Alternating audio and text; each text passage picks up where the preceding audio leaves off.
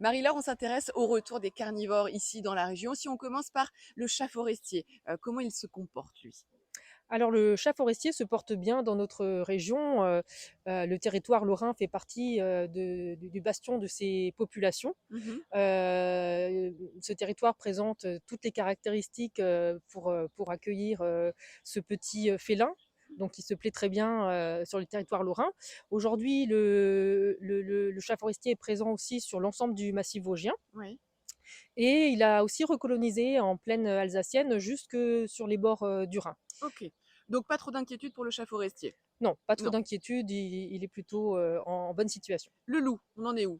Alors le loup, il a fait son retour dans le Grand Est en 2011 avec Ouais. les premières photos qui ont été obtenues et qui ont témoigné de son arrivée sur le massif.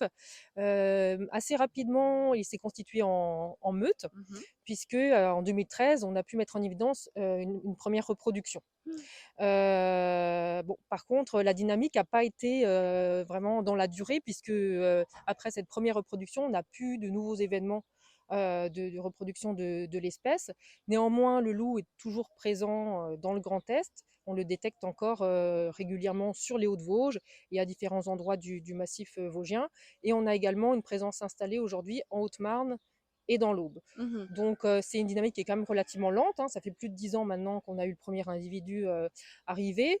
Des situations qui sont fluctuantes, hein. Par moment, on a des animaux installés, mais ça s'inscrit pas forcément dans la durée. Donc, on est aussi, de par nos suivis de terrain, toujours à essayer de préciser les choses. Oui. On reste Euh, vigilant oui, alors c'est pour ça, le on loup. reste vigilant. Et particularité du Grand Est, on est vraiment sur le front de colonisation de l'espèce. D'accord. Voilà, le loup nous arrive d'Italie, nous arrive d'Allemagne, et OK. donc on a des animaux aussi de passage en dispersion. Mmh.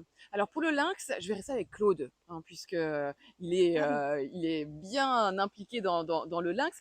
Le chacal doré dont on voulait parler avec vous aussi, une nouvelle Alors, espèce qui oui, arrive? oui, une nouvelle espèce. Là, on peut dire que c'est un scoop parce que c'est vraiment tout frais. Euh, Compte tenu de sa dynamique dans les pays voisins, on s'attendait à le trouver bientôt chez nous. Il a déjà dû faire d'ailleurs des passages, mais qu'on n'a pas été capable de détecter parce qu'il est quand même très discret et on n'a pas des appareils photo derrière tous les arbres. Donc, Mmh.